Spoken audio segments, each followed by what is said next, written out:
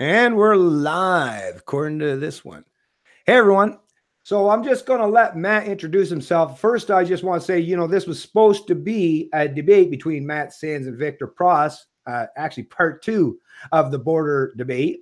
Unfortunately, Victor Pross had some other engagement, something that came up in his personal life. He couldn't make it for this event, but Matt was willing to stay on and to discuss he has his own website, Nations of Sanity.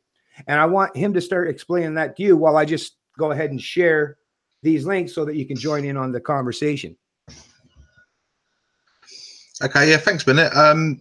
Basically, the Nations of Sanity, it's a representation of voluntarism or anarchism, or you might associate it with libertarianism. Basically, it's all based on that ethos of self-ownership, property rights, and the non-aggression principle. The thing that separates the Nations of Sanity a little bit from perhaps other representations of voluntarism is it has a very specific idea on how we achieve a free society, but also what defines a free society.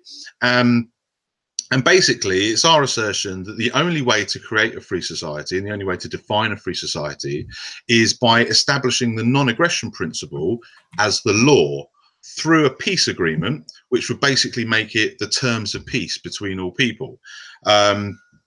Sort of going one step further than just sort of removing government, one of the analogies I sort of like is, just removing government and leaving it at that is kind of like, defeating a slave owner without abolishing slavery.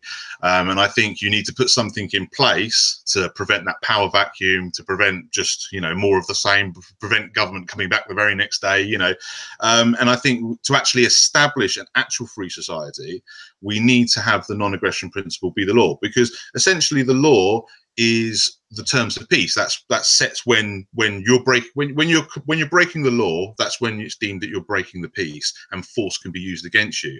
And as most people involved with anarchism or libertarianism or voluntarism would know, the only moral time that you can use force is to defend yourself or defend others from a violation of the non-aggression principle. Obvious things being like murder, rape, theft, assault, and destruction or theft of property. So that's it in a nutshell. Like I say, it's very similar to what other libertarians espouse and voluntarists and anarchists with regards to the non-aggression principle. But we're just going that one step further and saying, it's not enough for the non-aggression principle to just be some kind of principle that we all kind of loosely follow. We need to actually establish it as the terms of peace between all people, like basically making it a universal law that everyone has to abide by, and then everyone's free to live how they want with that foundation. And you know what? Tell you the truth, Matt, that would make completely sense. You know what's funny? We could be having this conversation today, and if it wasn't for the fact the large percentage of our, whether they're Canadian, American, or British counterparts, if it wasn't for the fact that a lot of people are indoctrinated into the faith or the cult of statism, the stuff we would be saying today would be completely accepted, and people would be like, of course, this only makes complete sense. The fact that we have to explain, the fundamentals of freedom to people tells you just how dogmatic and indoctrinated a large section of the population of Western societies are today. But we're here to do it. That's what we're doing. Like I say, history is filled with individuals like myself or Matt or others who were willing, when they recognized and looked out there in that big old world that was surrounded them, when they recognized oppression and top-down authoritarianism as a ultimate means to an end, they recognized that the onus was on each and every one of them to stand up and speak out in defense of personal and individual liberty. And we have to carry that torch going forward. This is the problem that people don't seem to take into account today. A lot of people want to rest on the laurels of great minds and geniuses in the past, or a lot of strong, resilient men and women that fought and died for our freedoms. But that's the thing, folks. We can't rest on the laurels. We can't rest on what other people did in the past. We have to take that torch and carry it forward and make sure, actually, if we can, maybe turn it up and make it burn even a little bit brighter. Because really, if you talk about, advancing, the premise or the philosophy of liberty is, you want to turn it up. We don't just want to advance it back to 19th century Enlightenment era values, although they were very important, bringing us out of the Dark Ages. We want to go even further with that advance it into the 21st century, because we have so many things at our disposal today as far as technology and means that we can advance liberty much further. The only thing that is actually restricting and holding us back is the minds of the masses. And that's what we're here to do, to help affect and change what the people think about and what it even means to them to be free human beings. Yeah, I agree, and like you say, you know, and that's an important point as well, because a lot of people have often said when you complain about the current system, it does invoke in some people a little bit of an offended kind of, they feel like you're being ungrateful for, you know, how lucky you have it, and you know, both in comparison to the past and in comparison to the present, but in other places in the world, you know, we're very fortunate to be where we are, and comparatively speaking, particularly Western countries have a lot more freedom than both those same countries have had in the past and other countries have now. So, you know, it is obviously important to acknowledge that so much progress has been made, but it is also equally important, which is the point you just made, the fight's not over. We haven't got to the destination yet. We don't have a free society. And as much as it's great that we have made steps, and as much as we should appreciate how fortunate we are, you know, both with regards to the progress we've made from our past and also how much better off we are, and say where we are right, you know, I'm in the UK, you're in Canada, you know, we could be living in Saudi Arabia where it's a lot less free, but that doesn't mean we should accept the, you know, the fascism and the oppression and the lack of freedom that we have now. You know, we can do both. We can appreciate how far we've come and still realize we've got a long way to go. Exactly. And I think you seem to have done a great deal of work and put in a whole lot of effort to help us in that endeavor. So I want you to start talking about, I'm just actually on the website you've got now, and I will mention, it's a great website, folks. Go check it out. It's nationsofsanity.com. And like I say, he has a lot of points on there, a lot of information that you can use. Like I say, that's what we're out here trying to do is you know, give you information and ideas that'll help, you know, carry you forward in what, in your first of all, in your understanding of what freedom and liberty even means. And if you have a grasp or a fundamental understanding of what it means, then you'll have a much better way of judge best courses of action, what you should do going forward to help maybe get us to that place or that position, or at least attempt to go down that path. So what part did you want to start out as far as like, actually dealing with Nations of Sanity? What is the most important thing that you want to start this conversation off with? Well, I mean, I've already mentioned it. It is the most important thing to understand about the Nations of Sanity is that basic premise, because that's other things. The Nations of Sanity is kind of made up of two things. There's one is like our basic premise, our basic demand, and that's what defines the Nations of Sanity. That will never change. If that changes, then it's not Nations of Sanity anymore. But then there's other things which are kind of like ideas on where we could go in a free society and stuff like that, which aren't set in stone, because there may be a better idea around the corner, and other people might be able to pick holes in those ideas and show the flaws in them. So, but the one thing that's kind of that is set in stone is that basic premise of establishing the non-aggression principle as law through a peace agreement. And if I could just break that peace agreement down, because it's actually a three-part peace agreement. When this idea was originally conceived, it was just the idea of establishing the non-aggression principle as law. And obviously, particularly anarchists, often the word law kind of invokes authority and government and things like that. So, you know, and that, which is a fair point, but law doesn't have to be established by a ruling authority. Law can be established through a peace agreement, and then there's no ruling authority. It's just the terms of peace between all people. It applies to everybody equally. No one has any special power to, you know, to go above it or beyond it. And like I say, and the standards are exactly the same for everybody. So that was the original idea. But then one of the things that sort of became apparent was it's not simply enough, even if you've got, I mean, as great as that would be, to get enough people in the world to support that, where we could actually, you know, establish a peace agreement that said, right, the non-aggression principle is the law now. And as much as I would argue that the non-aggression principle is very objective as a principle, There are still some fuzzy edges, some grey areas where reasonable people can, you know, disagree and debate. Is that really a violation of non-aggression principle there? And also Walter Block's often spoken about what he calls the continuum problem, which is where you've got one end where you know that this is wrong, and you've got another end where you know this is right, but there's this sort of in-between area where it's hard to draw a precise line. An obvious example is age of consent. You know, obviously children can't consent to sex, drugs, and legal contracts, whereas a competent adult can. So we know that standard is perfectly clear. But exactly when a vulnerable child becomes a responsible adult that can make those decisions for themselves, exactly where you draw that line is up for debate. But the fact, so it was that continuum problem in mind that kind of made me realize that the peace agreement can't just be a peace agreement and, you know, leave it at that and that's the job done.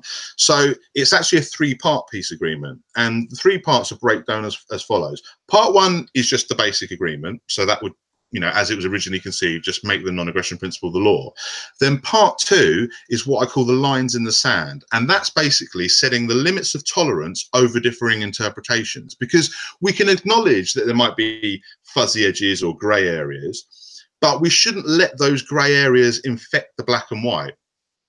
So just to give you the example with age of consent, we can accept that there might be a grey area around the teens where it's a little bit more debatable, and you know, people might still have preferences and say, well, we only want to be a part of society that, you know, it considers you a child up to this point and an adult, you know, down to this point. There is, like I say, reasonable people can disagree to a certain extent, but that doesn't mean that that little bit of leeway can be stretched into absurdity, and you've got people claiming that a 6-year-old's an adult that can get married and stuff, or that a 30-year-old is still a child and can't make their own decisions. You know, that's when you're getting into ridiculous. So you just bring those back down to the point where you're in a more definitive area where you can say for certain, right, this is definitely a non-aggression principle. There's no question about it. At this point, you've stepped too far. So that's what part two is about. It's basically saying there might be some areas where people can agree to disagree, you know, and reasonable people can have debates over exactly where you draw lines, but there's a limit to how far you can stretch that interpretation. So that's what part two is about. And then part three is establishing rightful ownership. So just to break down the agreement, you've got part one, make the non-aggression principle law. Part two, set the lines in the sand so that people can't stretch, you know, interpretations into absurdities. And then part three is rightful ownership. Now, part two and three, to a certain extent, are made self-evident by part one. Once you understand the non-aggression principle, you should be able to understand how far these, you know, how far you can push things, and you should be able to understand rightful ownership, because the non-aggression principle pretty much defines property rights. So you can separate rightful ownership from stolen property and what have you. So you know, generally it's accepted that you acquire rightful ownership by either creation or voluntary trade, and that's your guidelines for that. So that's how you would judge things. So that's the basic, that's the agreement. It's, like I say, it's a peace agreement to make the non-aggression principle law, but like I say, it is a three-part agreement, because in theory part one should be all you need, make the non-aggression principle, and everyone should be able to understand that. But unfortunately, we live in the real world, and people, you know, are going to have different interpretations on the fuzzy edges, and which is fine, but we need to draw a line around that and say, okay, that might be a grey area, but this isn't. This is black and white, and we need to have the lines drawn there so that everyone's working from the same, like everyone knows where the line's drawn, and it's the same line for everybody. Yeah.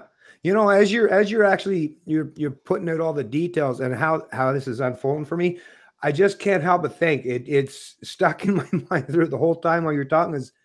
It's amazing when I look out there, you know, whether it's people like yourself or myself or Stephen Molyneux, Larkin Rose, lots of other, Victor Prost, lots of what I find so amazing, and I hope more and more people, this is the thing, if more and more people had access to what we had to say, you know, as in contrast or comparison to, say, let's say the established media or those that are our thought leaders of the day, they would soon, if they were critical figures, or at least being objective in any sense or form, they would soon come to realize that, you know, libertarians, or I'm not sure how you identify them, anarchists or what, all these people are basically trying to show and illustrate almost to a perfected standard. This is the amazing thing that I love about people who stand up for individual liberty and freedom, is everyone is trying to help each other in some way, even if it's battling each other, with intellectual debates or discussions. We're always trying to one up or perfect what it is, to be first and foremost, what it is to even be a free human being, and how we can use universal ethics and morality or principles as a means to unfold that reality and make it commonplace in our societies or culture. The part that drives me nuts, though, is while we're all holding each other to the most perfected standard, right? And we are, and I'm glad we are doing that. I very much appreciate the fact that I'm not just running against, if I was running a marathon, it's not a dude that's got a heart murmur or that's got asthma, right? I don't want to compete against people that are not even in the same realm. So I'm very happy to converse and debate and discuss these kinds of ideas with people such as yourself. But the part that I keep sticking in my craw and in my mind is most people these days are still playing around this fringe edges of the fact, like, which political party should we support, right? Or what's the lesser of evil options out there that's available. If they would just take the time to listen to stuff that we talk about, I think most people would come to the realization that, yes, there's going to have to be some kind of corrective measure, folks. Like, the status quo cannot be maintained, right? Every advancement throughout all of human history, sometimes it had to come through civil conflict, very violent conflicts, actually. Today, we're fortunate that we can use the mind. Like, we can use information. We can use good ideas rather than violence, rather than fists or guns or knives or any other weapons.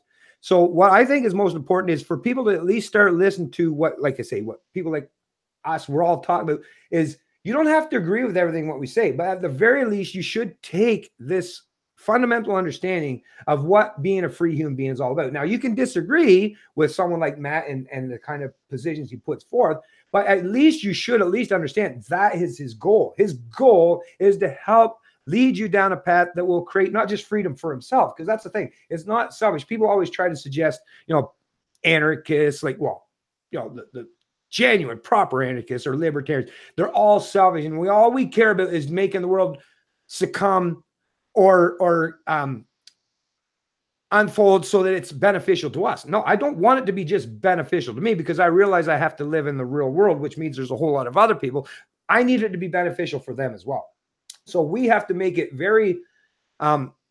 very important point and make people understand that this isn't just about giving, ourselves individual freedom. This means allowing everyone to have their freedoms, and that way I can interact and engage with people socially and economically, as long as we have the same core fundamentals, like Matt is alluding to or suggesting, like the non-aggression principle. And to tell you the truth, I think most human beings, from the time we're 5 or 6 years old, we all understand, don't hit, don't steal. And I think most people, throughout the course of their day, their week, their month, their year, or their entire lifetime, for the most part, if you took that culmination of their entire lifespan, they've lived as libertarians or anarchists or people that just don't want to use preemptive force or violence. They live that way throughout the course of their entire life. So all we're saying is, for the people that don't, the political class, the ruling class, some of those that are in that now ruling the economies or central bankers, what we're saying is expand that out to include all those people as well, because this is really at the heart and at the core of the problem. Is every time we believe that there's some people, right, that should be able to skirt or avoid all the rules that the rest of us have to succumb or adhere to, which is the non-aggression principle. For you to be a decent, viable human being out there, damn well, for that to happen, you have to treat other people with respect, with dignity, and respect their sovereignty.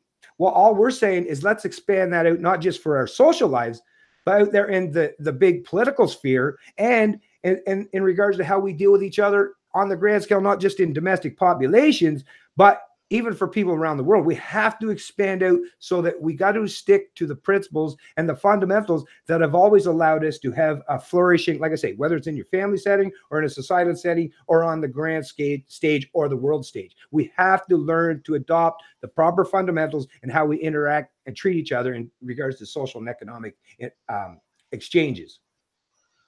Yeah, I agree. And I think the thing is as well, I think the non-aggression principle, as you touched on, does actually touch a very universal sense of morality that most people do practice in their day-to-day lives, like say person-to-person experiences. Most people understand the whole, you know, don't aggress against each other, don't steal, don't hit, all that business. And as you say, most of us have learnt it from a very early age, sort of 5, 6 or even younger. So, you know, it is something that everybody kind of knows deep down. And when I've spoken to people, you know, outside of the sort of libertarian and voluntarist community, when, like just regular people, when I speak to people about this and I start talking about the non-aggression principle and explaining what that is, they're all like, oh yeah, that's, you know, that's just basic common sense. But then when I say, okay, well, why do we, you know, most decent people apply that in person to person, but why do we stop when we get to government and think it's okay for them to steal? It's okay for them to initiate force against peaceful people. It's okay for them to rule over people and impose on them when they're not harming, you know, why do we all of a sudden, and there's this cut off in people's mind, I think. And when you put it to them, more often than not, when I've spoken to people about this, when I put it to them, they kind of sort of step back and like, oh yeah, you know, they're not as resistant to it as you think they might be, because, you know, everyone has been indoctrinated into statism, but it's not a fully conscious indoctrination. It's not, people aren't sort of statists in their mind because they haven't really had the conversation in their own head about voluntarism versus statism, or libertarianism versus statism. As I mean, I just to go back to your earlier question, I identify as a voluntarist, kind of like an anarchist. It's kind of like a libertarian. I mean, it's all around the whole self-ownership, non-aggression principle ethos. I suppose I just prefer the term voluntarist because it's more specific. You know, anarchists often get confused with lots of different types of anarchists, many of whom aren't very compliant, and libertarian even has been, that term has been a bit sullied by the fact that many libertarians are like almost identical to conservatives that have just perhaps a bit more socially liberal, or they might be like liberals but a little bit more fiscally conservative and they call themselves libertarians. And, you know, I suppose the best way to describe voluntarism is it's libertarianism in its purest form, in its most consistent, you know, which basically does lead you to realize that you're talking about anarchism. But like I say, it's a more specific form of anarchism. It's not just get rid of the state and let somebody else step in and let it be, you know, like a lawless every man for himself. It's get rid of the state and replace it with a free society. And like I said before, the only way that you can define a free society, and the only way you can get a free society, is by establishing the non-aggression principle as law. And one other little point I'd just like to make as well about the non-aggression principle, the beauty of it, and I often, particularly if I'm talking to people of a left-wing persuasion, I always tell it to them this way, because I always say, do you believe in equal rights? And they're like, yeah, of course. And I say, do you think the law should apply to everybody equally? And they're like, yeah, of course. And then I say, okay, I'm going to put an assertion to you, and they'll think about it. And I think this is irrefutable. And anyone who, again, you included, anyone who thinks that I'm wrong about this, please correct me if they think I'm missing something. But from what I can tell, literally, as a mathematical certainty, the only law that you could establish 100% equally, 100% universally to everybody would be the non-aggression principle. That's the only law that you could apply to everybody. What we call negative rights is the only demand that you can make of everybody. As soon as you throw a positive right in there, then you're creating an obligation for somebody else, which would involve force, which would involve ruling them, which would involve violating their sovereignty and their basic their self-ownership. So when people actually step back at it, and the reason why I say that's a very good selling point to people of a left-wing persuasion is because they're very big on the idea of equality. And I know many of them fall into the trap of equal outcomes rather than equal opportunities, which is you know, something people like Jordan Peterson have spoken about the dangers of. You know, most reasonable people can get on board with equal opportunity, but when you get into equal outcome, you get into a very dangerous ideology of taking away people's freedoms for the sake of trying to make everybody have the same in the end. And you know, there's a whole myriad of problems that causes. But equal rights is the most fundamental form of equality. If we don't have equal rights, then the other forms of equality are just not even worth talking about. And like I say, the only way you can have equal rights is under the non-aggression principle, as the terms of peace, exactly the same for everybody. No one has the right to do anything above that. We'll just have ownership over ourselves. That, I mean, that's what it all stems from. Like, the non-aggression principle comes from that basic ethos that you own only yourself, and the only right you have is over yourself. Now, that obviously that extends to property rights, which is a natural progression of self-ownership. You own yourself, then you can own the fruits of your labor and what you create, and likewise you can voluntary trade for things. So, you know, property rights comes as a natural progression for that. But that's basically what the non-aggression principle comes from. It's that idea of self-ownership. And if you speak to most people, unless they're advocates for slavery or fascism, they'll probably agree with you that we're all we should all own each other. And they'll probably agree with you that we should all have equal rights under the law. So once you get them to agree with those 2 points, like I say, I put it to them, and I put it to anybody listening here. My assertion is, and that's why this whole idea of making the non-aggression principle the law through a peace agreement is because that is the only way we can all be completely equal rights-wise. And then what we end up with will be down to our own efforts and endeavors and what have you. But that's basically the foundation of it. And then from there, I think we can have much more constructive conversations about where we go from there. Because one of the problems I often see as well, when people argue, they're always coming out from a point of, well, what are you going to force me to do? You know, like socialists want to talk about, oh, we want to look after each other. But then people on the other side of the fence saying, yeah, but you want to do that by putting a gun to my head and making me give, you know. And this is the thing. If we had that foundation, then people can talk about those sort of schemes, knowing that it's on a foundation of no one's being forced to do anything. And it's only with your consent. Yeah, you know, that's actually and I don't even want to move away from this till we've, you know, beaten it like a dead horse. It is. No, I'm not. I'm kind of joking there, but seriously though, this is one of the most important points that I think a lot of people, it kind of maybe they overlook or it gets obscured because these kind of conversations or debates or discussions become very, you know, very depth, and then, you know, we move on because, you know, that's usually how our minds work. We're always kind of trying to figure out these ideas and how to present them, go forward. So, you know, people have short attention spans and they move on to that. Well, what I want to point out first and foremost is the importance of what Matt said, is the difference between negative and positive rights. Because really at the core, that is the most fundamental aspect of what the NAP stands for, right? Which is, as Matt's alluding to. So, well, even before you get to property rights, although that is the natural extension of it, but as he was alluding to, self-ownership. I own myself. No other human being has any claim on me, my mind, my body, or anything that I produce as a result of my mind and my body. So that, you know, and that's universalized, right?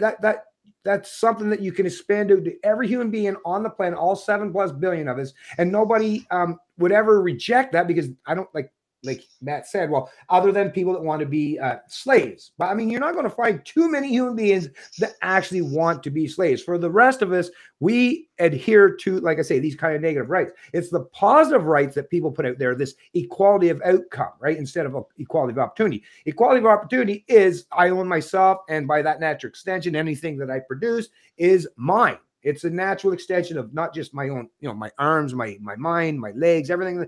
It's a natural extension of the fact that I own myself. So anything that I produce is mine. And then if I want to share or distribute or help other people out, which I do all the time, as I'm sure Matt does, that should be my choice and my choice to make. And like I say, it's really difficult for anyone to put forth an argument. I've never heard anyone yet. And I've listened to, over the last 10 years, I don't know, tens of thousands of hours, probably, or well, maybe not, but thousands of hours for sure, of people, whether it's in video form, text form, books, literature, history.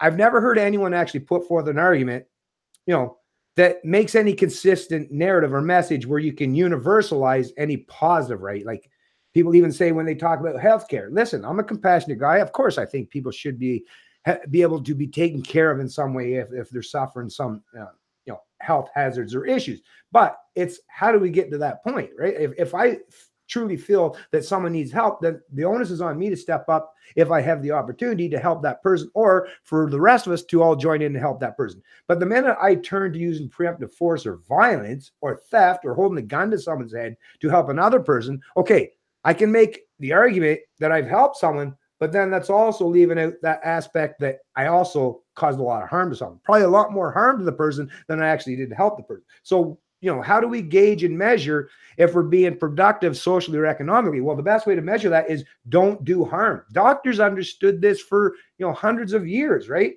And doctors have lots of different areas that they want to deal with their patients, and they'll set up their own practices.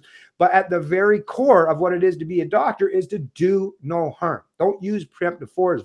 That's the core tenet of what it is to be a free human being. And it doesn't matter how you come about it, philosophically, or even if you, like you say, you want to set up your own form of governance. At the core of any endeavor you try to undertake, it should be, at the very least, is not to use preemptive force or violence or do harm to people that aren't using preemptive violence or doing harm to you. That's the only way. And you know that in your own personal life. If you're watching this video, you know that's actually the best course of action that has helped you to not just, for your family, your close family members, but maybe your neighbors, co-workers. Your best course and strategy in life has been to treat people with respect and dignity, and to not use preemptive force or violence against them. And for the most part, you get that reciprocal effect. There's never going to be a time that it's going to be perfected. There are still going to be people that are going to use that pretense of preemptive violence or force against you. But that's the important part of, as a free human being, which is why the U.S. understood that tenet of, if you're going to have freedom and liberty,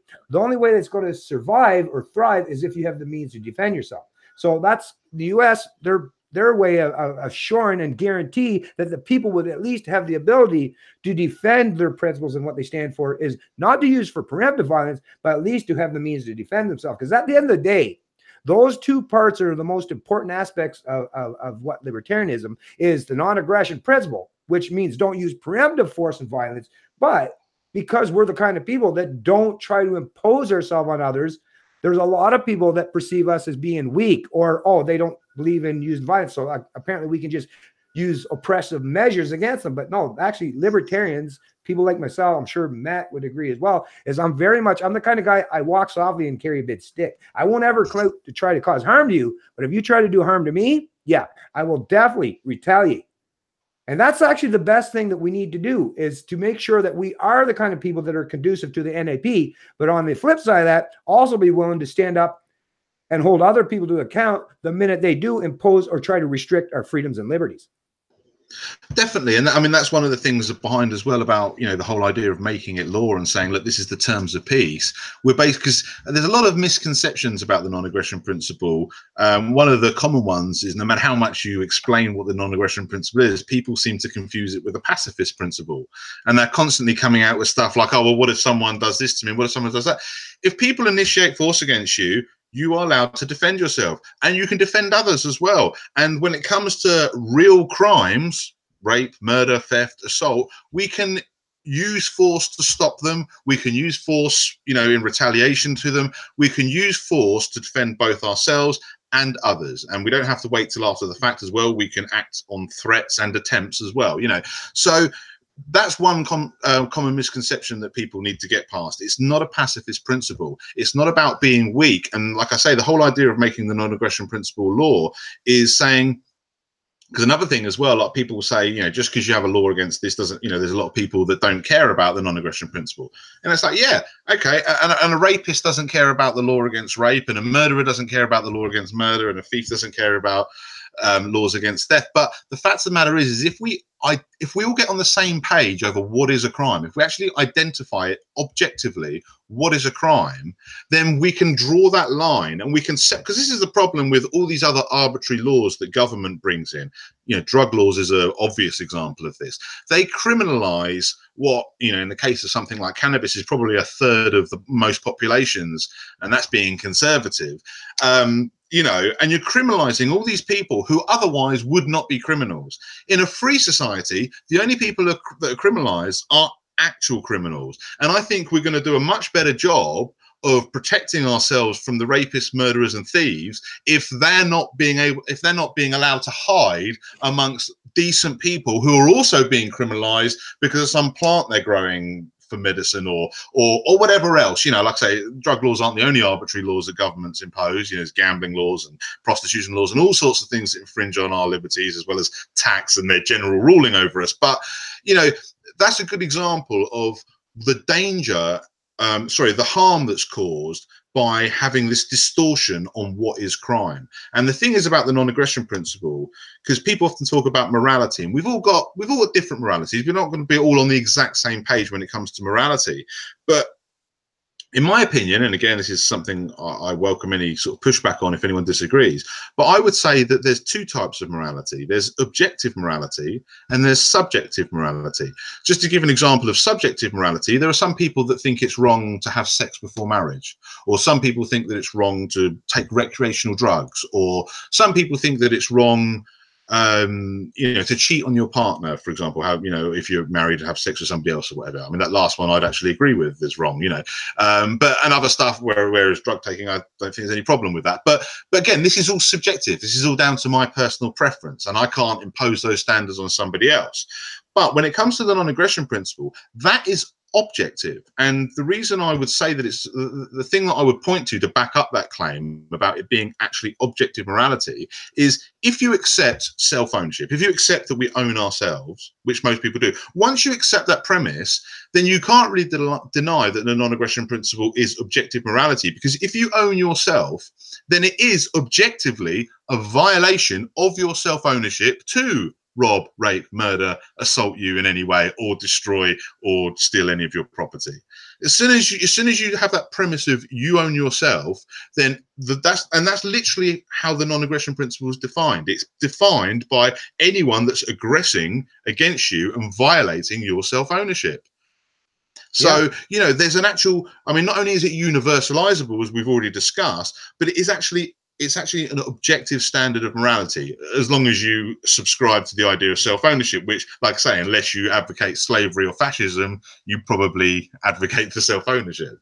Yeah, actually, that's completely in line too. I'm not sure. I'm sure you probably are actually familiar with Stefan Molyneux's UPB, right? Universal Preferable Behavior. And he's taken a lot of time out of his life to try to expand on the non-aggression principle by introducing his own form of an objective philosophy in regards to morals and ethics.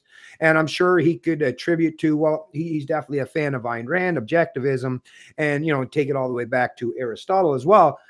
But yes, you can definitely universalize, like you're suggesting, you can universalize these things, but you can't universalize, like people, I hear people all the time, and Molyneux covered this quite extensively, like some might say, yeah, but some people, maybe they like to be raped, right? Maybe they like to be hit. Okay, but you can't universalize that, right?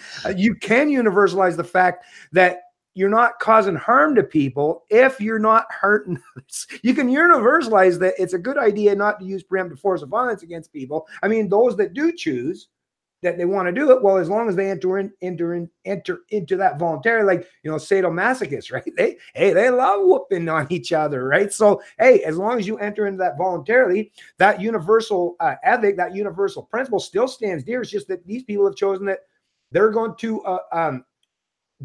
act out their idea of the NAP in a completely different manner, but they're both entering in voluntarily. It's not like the person that wants to be beaten is being beaten by someone else against their will. They're choosing to have it. So that universally preferable behavior, or the NAP, is completely adherent. And it kind of drives me nuts when I hear some people out there, which is kind of what I was alluding to earlier. You'll hear people use examples. I've even had to do it myself with some people. You use these kind of far-out examples of something that may never happen in the course of human history, right?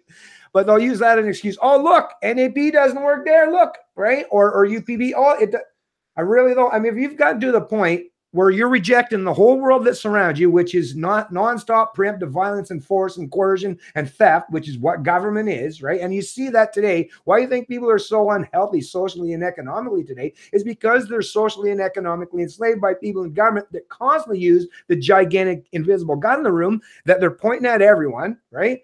It's like you're going to avoid and ignore all that shit that's going on to try to hold people like me or Matt or Victor or someone that stands almost 100% consistent all the time in what it is to be a good, decent, moral, ethical human being. You're going to hold us to this ridiculous standard. It takes me back to the sentiment or the quote of, while Rome burned, like Nero fiddled, right? Like, what the fuck, people? Stop holding people, all of us, to the. And I get it. And actually, I'm not even saying it's a bad thing. I'm very grateful. I'm very thankful for people for holding me to a high standard, because I hold myself to a high standard. But at the same time, we should, or at least the people that are paying attention to this video, is maybe you should, right, take the time out of your day to ask, who the hell else out there? Is it anyone in these political parties? Is anyone else out there holding themselves to these kind of high standards that people like, you know, me or Matt or Victor are doing. And that's the thing. We're not in the political sphere, and you could probably look at us in our own individual sphere and our own individual lives and see that we propagate what we stand for and we lead by example. If everyone did that, then you don't have to have people like myself or Matt constantly, you know, have to hammer out or talk or discuss these kinds of ideas. But in the absence of that, well, you've seen what happened. We've seen that absence, you know, for the last 3 or 4 decades, especially as a lot of Western societies have been slowly pivoting away from the understanding of the core tenets or the principles of what Christianity used to entail, to now just more or less it's a free for all, and they just make up your morality and ethics as you go along. And like I say, I'm not even saying that we should have stuck to or adhered to, you know, mystical religions in the past, but there were some tenets that definitely helped Western societies in our endeavors to understand what it is to be a free human being. But we shouldn't be throwing out the baby with the bathwater today, and we should be at least trying to advance these ideas forward and showing some respect for the people that are at least attempting to hold themselves to a high standard. Like I say, people like Matt, people like myself, and start pivoting away and pointing the finger at the people that aren't. Because like I see it there today is I've watched a decade. Now I get it, because we're like I say, we're in the battle, we're in the moment. So we definitely want to make sure the strategy is right. And I get it. We're almost like perfectionists. Those of us who stand up and fight for individual rights, freedom, and liberty.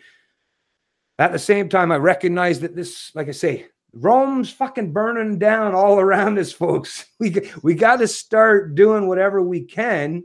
And that's why, you know, even though maybe myself, maybe Matt, you know, we don't have the money, maybe we don't have the position or the power or the pretense of authority, but at the very least, if people are listening to what we're saying and propagating it properly instead of listening to or repeating and regurgitating political talking points or playing this game of picking team A over team B, is it left versus right? If people would just start sticking to the core tenets and principles of what it is to be free, and I'm sure most of them understand what it means in their own lives, in their own personal lives, at least if we would show some respect and some solidarity with each other that are at least undertaking this kind of very important endeavor. I call it the intellectual or the Enlightenment era 2.0. This is a very important and pivotal point in history, and people in 100 years will be talking about this. The history books will be filled with what happens, what takes place in the very early part of the 21st century, in the here and now. So what I want to hear people out there saying is, yes, hold us to a good high standard. I want to keep that bar high, but at least pivot and start looking to the people that aren't holding themselves to that standard, and maybe focus your attention to putting them in a place where maybe they should do so in a much better manner, instead of always keeping us fighting each other. Because like I say, we've got the ideas. That's the thing. We're not anarchists. Actually, sorry, I won't ramble on much longer, but actually that was actually the point I was trying to get to, is when people use the term anarchist, okay, there are some people that are anarchists that Matt alluded to earlier, like these communist types, right? Where they just want to burn everything down. Okay. Anarchists, all an anarchist means is they don't want rulers in the proper sense. You just don't want rulers, but anarchists will always accept we have to have rules, because if we're going to have to deal with each other, we have to have some kind of baseline standards or principles if we're going to deal with each other socially, economically. But if you're going to have any kind of standards of morality, then they have to be universalized to the point where it's done in a voluntary exchange, rather than someone that has the ability to obscure or deny that those standards for themselves. Because that's what politicians are. The politicians are people that get to escape the non-aggression principle, but yet they get to impose their ideas, their mandates, wills, and edicts on everyone else. That's not a proper method for anyone. That wouldn't work good in your own family. That definitely wouldn't work in your community. If there was some people that could avoid or skirt the rules, well, those are the people that are always going to gain advantage at everyone else's expense. Yeah, I agree. And just to touch, George, just to add something to what you said with regards to, you know, like people say, oh, what if someone likes to be raped and stuff like that? I mean, one of the other things that harkens back to the objectivity of the non-aggression principle is that non-aggression principle violations are literally defined by the lack of consent, by the lack of will. You know, like basically you can't consent to rape. Because if you're consenting to, no matter how rough the sex is, if you're consenting to it, then it's not rape. It's like, you know, if someone steals your car and you say, well, I want him to have it. Okay, well, then he's not stolen your car then. You know, even if you're giving permission retrospectively and he perhaps took it before you gave it, but then you retrospectively say, no, he can have it, that's fine. Okay, well, then you've absolved him from the theft. it's not theft. If you're letting him have it, if you're consenting for that person to take your property, that's not theft. That's you giving it to them or selling it if you sell it and what have you. Same with sex. If that's what they want and that's what they're asking for and they can express their consent to you, then it's not rape, no matter how, it's BDSM or whatever, these people that like all the kinky stuff, it's, so that's the other thing that's always important to point out to people when they try to, because I think sometimes they're trying to be a bit flippant, with sort of comments like that. But at the same time, I think some of them are making sincere points and saying, and it's always important to address these things. Again, like I think a lot of it's about making important clarifications, trying to dispel a lot of the misconceptions, making sure people understand that the non-aggression principle is not a pacifist principle, making sure people understand what actually defines a violation of the non-aggression principle. When people talk about, oh, well, what about me? I like to get beaten and all that. Well, you're fine. If you went up to, it's like with boxing. Boxing's not a non-aggression principle violation because it's consensual. Two voluntary consenting adults are saying, right, we want to enter into this sport where we try and knock lumps out of each other. It's not my idea of a fun night, but it's each to their own. But that's the key to it. That's the key. People can consent to anything for themselves, but they can't consent for other people. And that's the problem with government. And these are the sort of things that people need to really start questioning, like you say, when they turn their attention to the politicians. And like you say, scrutinize us all you want. That's, like I say, I welcome the challenges and I like the thought experiments to sort of, further investigate the principles behind voluntarism and what have you. And, like I say, and I want these things to be challenged. But also when people turn their attention back to, like you say, the mainstream narrative and the mainstream political figures, those are the sort of questions they need to ask. Just to give you a very brief little anecdote, I was recently watching, I don't know why I even put myself through it, but I was recently watching a debate about the proposed legalization for cannabis over here in England. And there was all sorts wrong with the model with regards to sort of putting profits before patients and what have you. They've legalized it, but they've made it almost inaccessible for most patients, and the pharmaceutical versions that are available are ridiculously expensive, and it's all just a big disgrace. But one of the things that really frustrated me listening to it was there was this big conversation about, what will the effects be on society, and perhaps we should reschedule it to this, and perhaps instead of making it criminal, we'll make it a finable offence, and maybe we could let people grow, but they can only have this much and all this. And I just kept thinking, what right do you have to set any of this?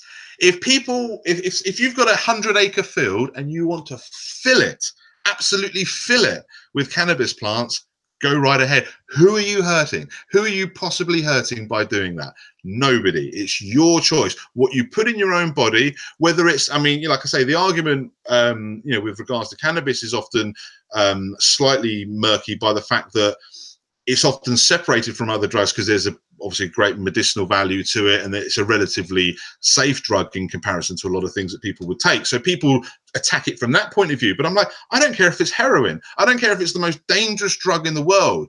If you're taking it, if you're putting it into your own body, fill your boots, carry on. It's, that's your choice to make. If you start injecting other people against their will, or you start giving it to children who obviously can't consent to those sort of things, then it's a different story. But if you're a consenting adult, you can put what you want in your body. And I don't want to be too vulgar, but I was having conversations with somebody about the issue of sort of gay rights. And I said, well, look, I said, it's the same thing. Whether it's a joint in your mouth or a cock in your bum, it's the same thing. It's your body. Do what you want with it and put what you want in it. Sorry to be a bit crude, but that's kind of a simple way of putting it. Yeah, no, actually, I want to cover the marijuana because I'm sure you're familiar.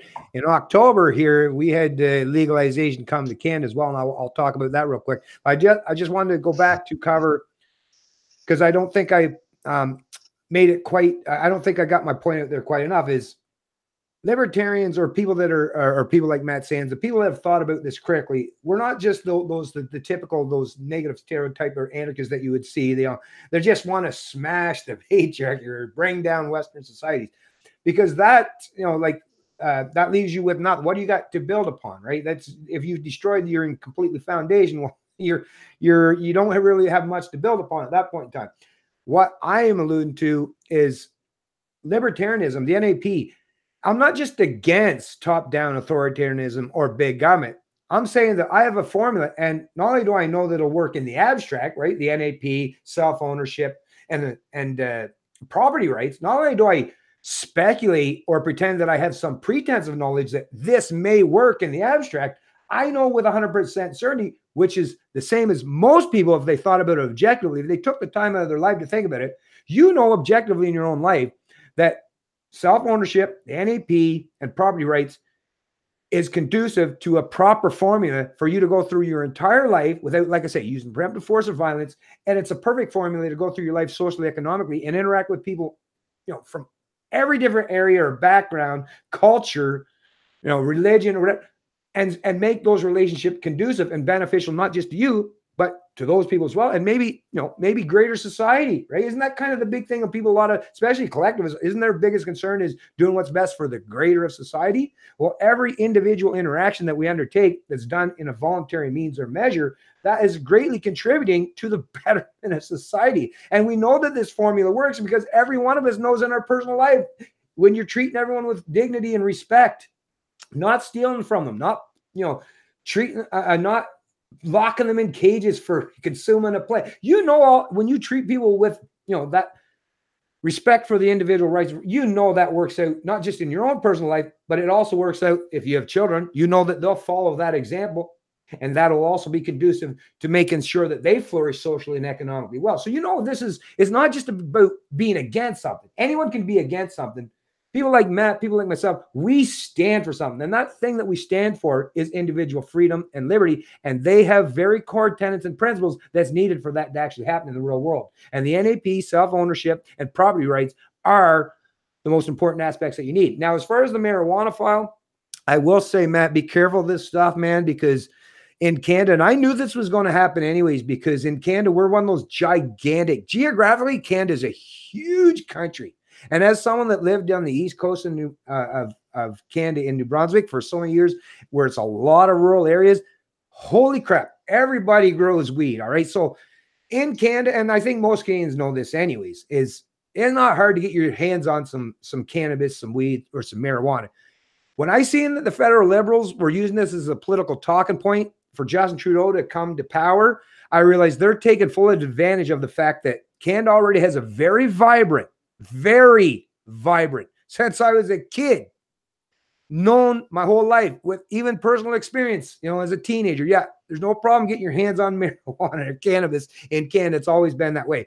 When I seen that the federal Liberals were using this as a political talking point, I realized and I recognized right on, they want to take over the industry. That's what this is all about. It was never about giving Canadians their freedoms, because if you just want to give Canadians their freedoms and not be criminalized for, growing, smoking, cultivating, or distributing a plant, well, it'd be a simple matter of decriminalization. Take it off the books completely.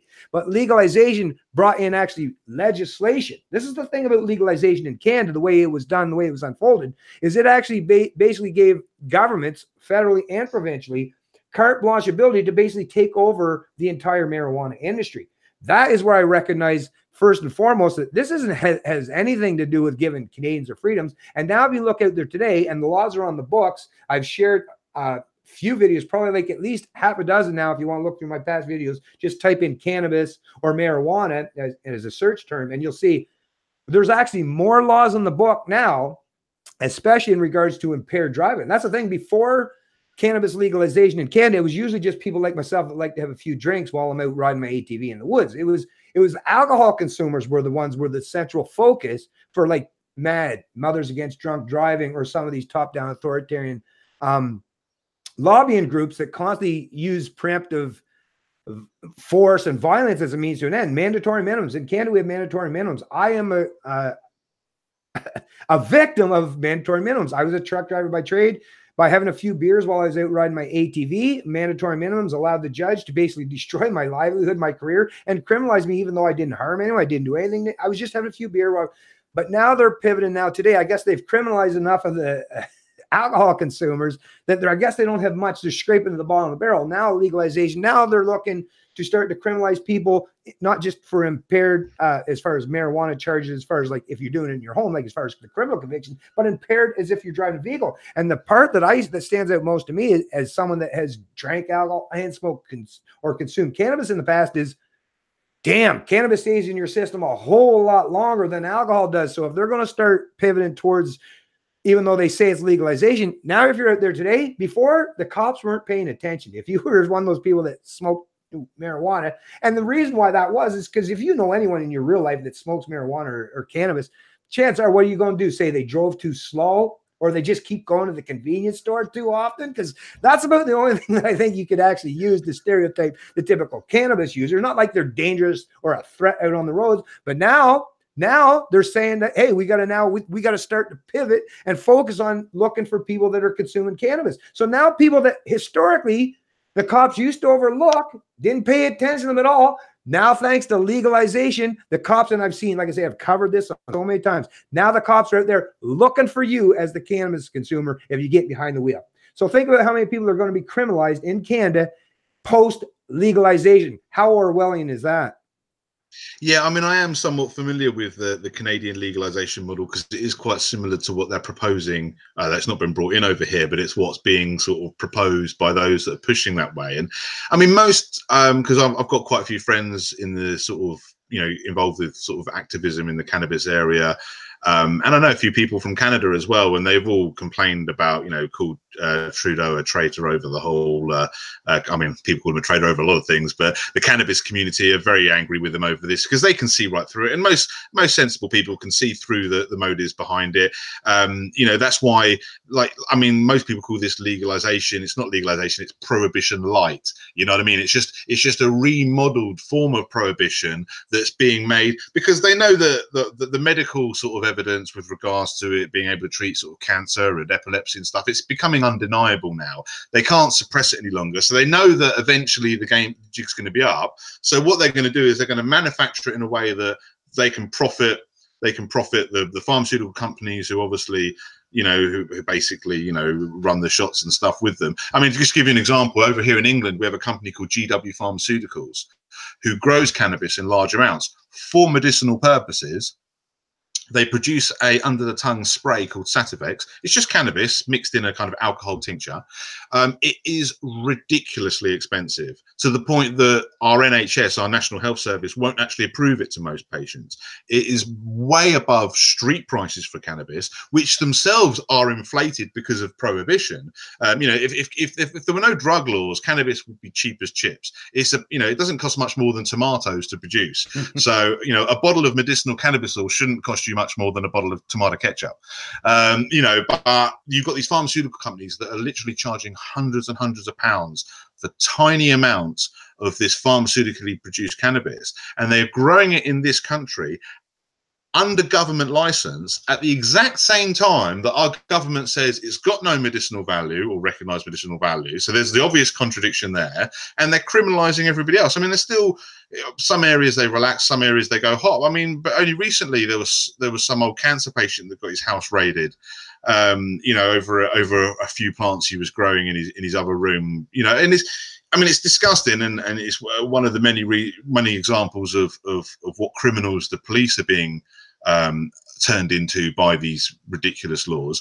But it is the motivation behind it is so transparent. And yeah, I mean, and like I say, it's similar. I've got some friends in Australia as well, and they've got a legalization model that's being brought out there, and it's the same thing. It's exactly the same thing. They're not letting people grow their own. They're not letting people produce, you know, without restrictions, whatever. They're not letting people get access to it, but they are letting pharmaceutical companies grow it and produce ridiculously inflated cost and priced, you know, medicines that aren't even as effective, because they're very, I mean, like that Sativex is a massively diluted under the tongue spray, so you can't get high enough doses to sort of do a lot of the things that, you know, sort of more pure extracts could do with regards to, like I say, it's shown so much potential with regards to treating cancer and stuff like that.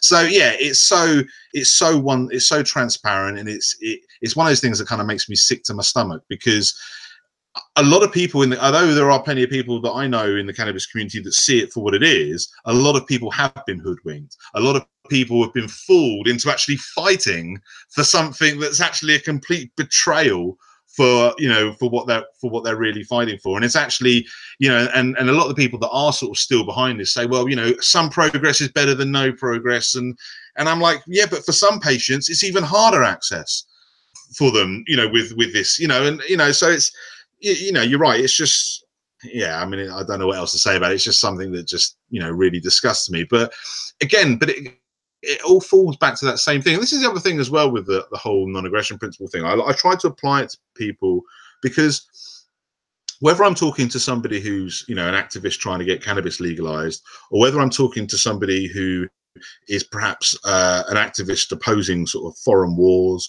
or whether I'm somebody that's you know, like more libertarian minded people that are opposing taxation or government corruption, all these things, they all tie back to the same thing: the fact that the non-aggression principle has been thrown in the bin, and you have this ruling body that basically just makes arbitrary laws that, you know, serve itself or serve whatever interest is, you know, that it's in bed with.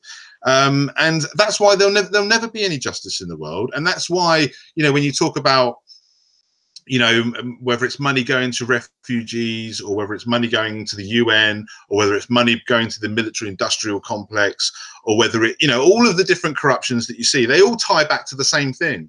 We shouldn't have this ruling body that claims the authority to rob us, to rule over our lives, to decide what we put in our bodies. Basically, and it falls back to that same thing. We all own ourselves, and the only right any one of us has is over ourselves. We can protect ourselves. We can protect others as well, you know, against aggression, because, like I say, that is a crime. But beyond that, we don't have any right to dictate to people how they live their lives. And the other one, so one other little point I do want to quickly make as well, which is, again, this is a very important thing, because I remember speaking to someone a little while ago who was on the same, you know, he's an anarcho-capitalist, you know, voluntary sort of person. So he's on the same mind as us, but he said he's always been very, very anti-drugs. But he recognizes that, you know, people, you know, like, you know, I say people have the right to put what they want in their own body. And I said, well, that's a very important point. You don't have to be for drug taking. You could be against it, for, again, from that subjective personal preference point of view. You just need to recognize that it's not your right to enforce that on others. You know, you could disassociate. You know, if you feel really strongly about it, you can say, look, I don't want to have anything to do with anybody that takes drugs. I don't want to do business with them. I don't want to be, you know, all of that. You know, people can, you know, go that far if they want. But what they don't get to do is pull out a gun and throw them in a cage and what have you. And it's, again, and also conversely, just like understanding that we shouldn't have drug laws isn't the same as advocating for drug use, it's also important to understand that understanding that we shouldn't have the theft of taxation and the immoral rule of government doesn't mean that we oppose every service that currently is provided by government. You know, healthcare is a perfect thing. Say again, sorry? I'm a big fan of roads.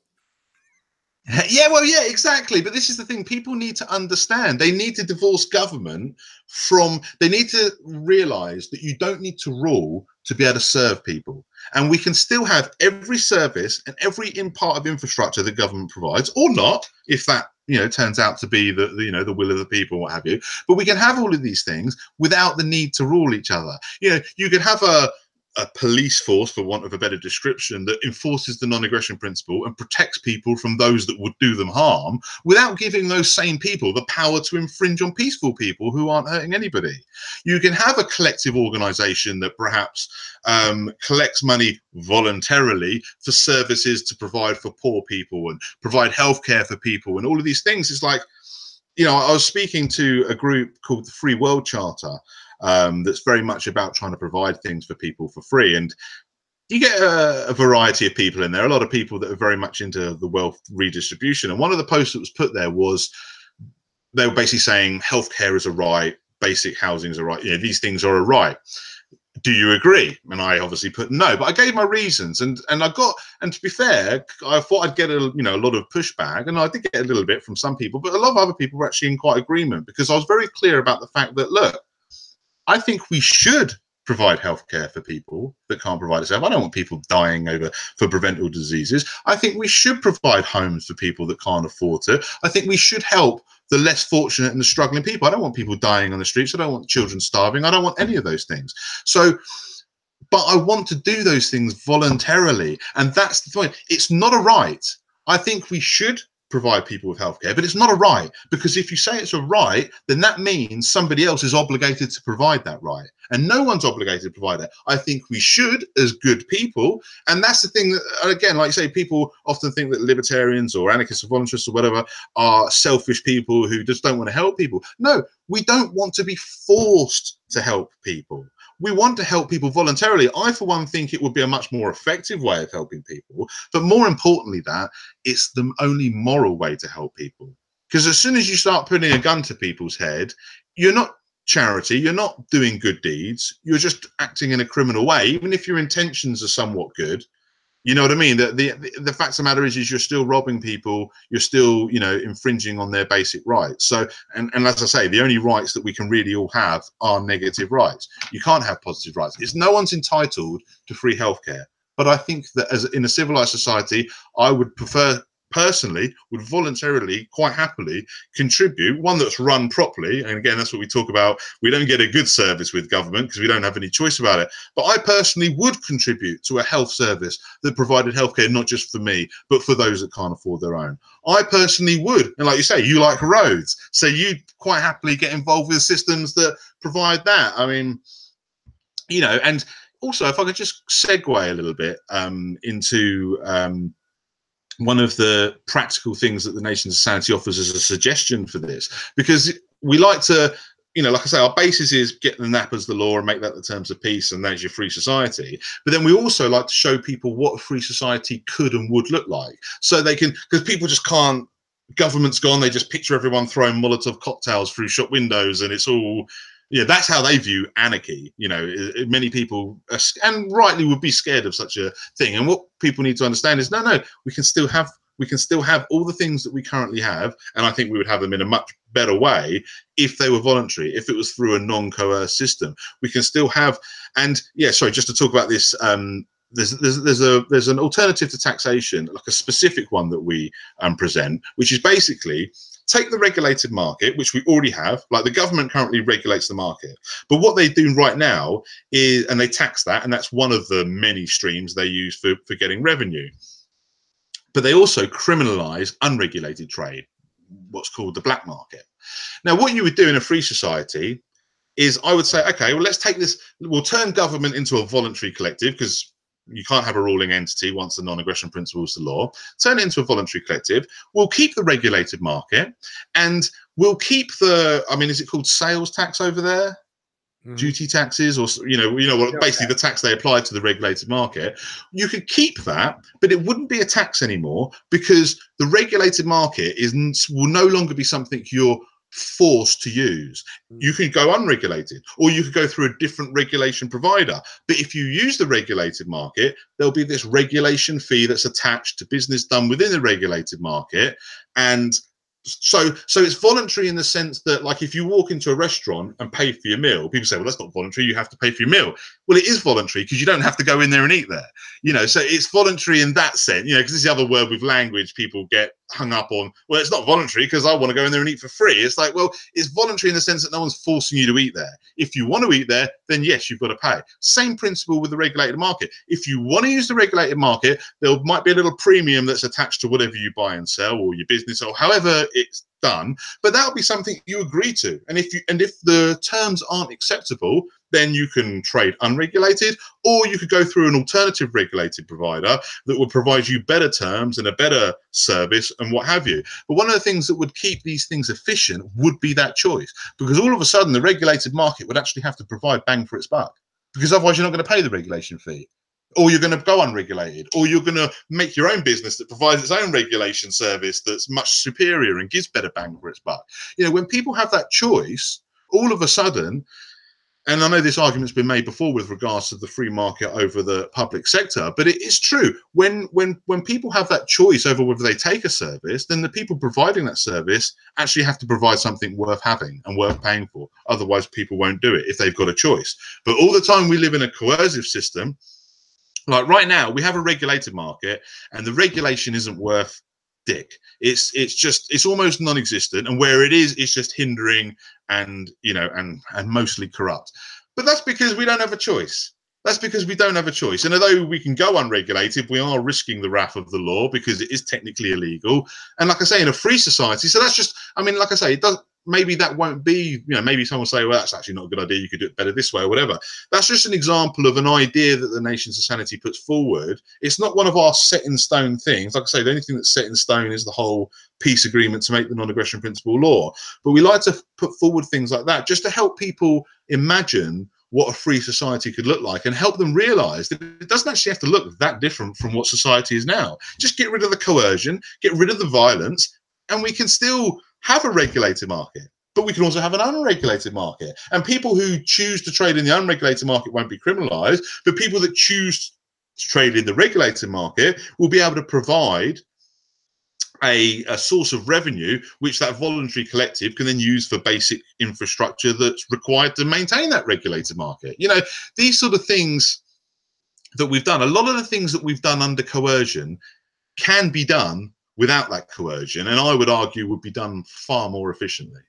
Yeah, but actually that's the biggest, I think the biggest issue, the biggest problem with proponents of government or forced collectivism is, and I mean, I love what was that little thing that Ron Ball used to have on his desk? I remember that he had it there, that when they post a picture of him sitting behind his desk, government hates competition. The proponents of government or collectivism, or like a one-size-fits-all approach for millions of people, ultimately is that if there was an actual real competitive model, well, government would cease to exist tomorrow, wouldn't it? Because we all know, I mean, come on, every situation you've ever undertaken in your life, like I say, socially or economically, your voluntary interactions, when people are treating you with respect and dignity and acknowledge that you're a sovereign human being, an individual, that's the thing, government would cease to exist tomorrow. But that's why proponents of collectivism or government will never allow, like I used to say, I think it was actually about 2.5 years ago. It was actually when I first started making videos. I'm not even saying to go back and look at it because I was quite the rookie back then. I don't know. Probably didn't turn out great if I looked at it now. But I used to even question, why don't you just allow for, to me, it's like, it would be so easy. It's just, I mean, think about any kind of undertaking or endeavor in the scientific realm.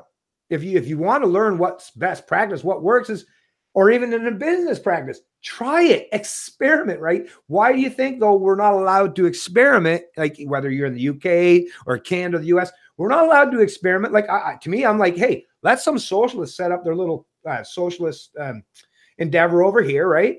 Manitoba, there was a big thing they did back in the 70s. Dauphin, Manitoba, they tried a little socialist experiment. Hey, let them do that. Let the communist types let them do that. Let everyone try their little social economic experiments, and it'll be easy to figure out what's more conducive. And it doesn't mean that it's going to be necessarily conducive for everyone, but you'll at least see what's the best practices for most people, or at least allow the people the freedom to associate with the kind of people or the kind of system that's more conducive with their own psychology or their own internal philosophy. That is the part that, like, to me is, I try to say this too. Like I say, it doesn't matter if they're anarchists, libertarians, socialists, communists, fascists, right? Identity politics types. Hey, do your thing. But why are you so fucking scared to allow people like me or Matt or everyone out there to do our own little experiments, right? How can't we just create our own particular societies in our own particular way where everything's done voluntarily? Well, I know the answer to that. I don't need anyone to answer for me. I know the answer because the minute they seen how well that worked out, well, government would cease to exist fairly shortly thereafter, because who's going to want to constantly be led around in every social or economic transaction in life where someone's got a gun in the head when they can do it in a peaceful, constructive manner where everyone's, looking at them and shaking their hands and smiling, right? That's the thing. Government, just like these crony corporations, these kind of people that have become inept and enamored with the pretense of having a so-called pretense of authority over large minions of people, they're scared of competition. They become so complacent, so conformist, because that's what collectivism does, is they're scared to death that there might be someone else will offer up a better social experiment that would destroy their model, and then, well, then, like I say, government would pretty much cease to exist. So there's a lot of people, a lot of proponents, even those that maybe not in government.